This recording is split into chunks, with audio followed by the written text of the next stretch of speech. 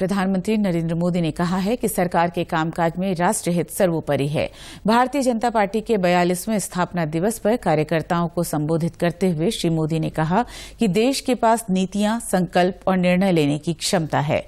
उन्होंने कहा कि आज सरकार केवल लक्ष्य निर्धारित ही नहीं करती, बल्कि उसे हासिल भी करती है। देश का एक एक जन गर्व से यह कह रहा है कि देश बदल रहा है, तेजी से आगे बढ़ रहा है। आज दुनिया के सामने एक ऐसा भारत है जो बिना किसी डर या दबाव के अपने हितों के लिए अड़िग रहता है। जब पूरी दुनिया दो विरोधी ध्रुवों में बटी हो, तब भारत को एक ऐसे देश के रूप में देखा जा रहा है जो दृढ़ता के साथ मानवता की बात कर सकता है। हमारी सरकार राष्ट्रीय हितों को सर्वोपरि रखते हुए काम कर रही है। आज देश के पास नीतियां भी है, नियत भी है।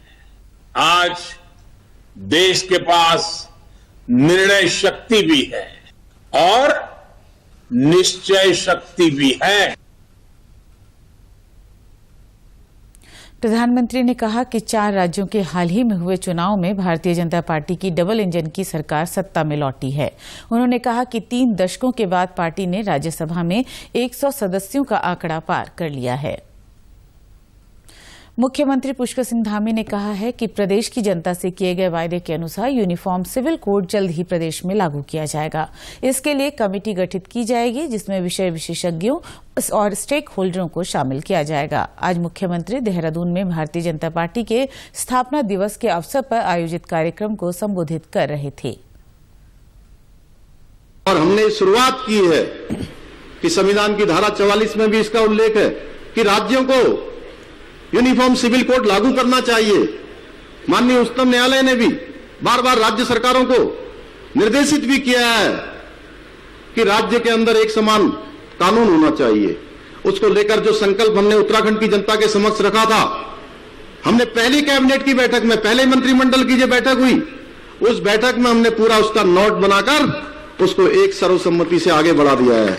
जल्दी ही हम उसमें कमेटी बनाने वाले हैं, उसमें हम विधि विशेषज्ञों को लेने वाले हैं, स्टेक होल्डर्स को लेने वाले हैं और सबकी सहमति से उत्तराखंड के अंदर सबके लिए एक समान कानून बनाने वाले हैं।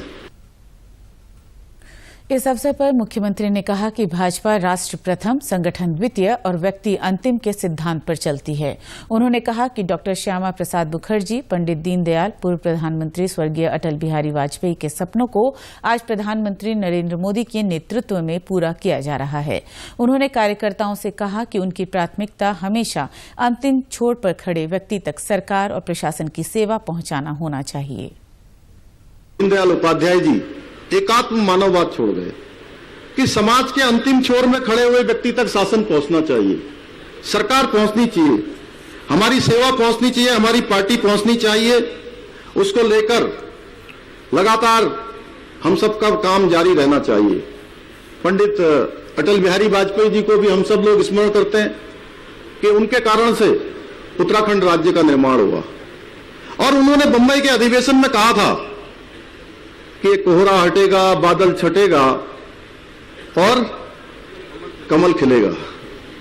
तो आज पूरे देश के अंदर कमल खिल रहा है।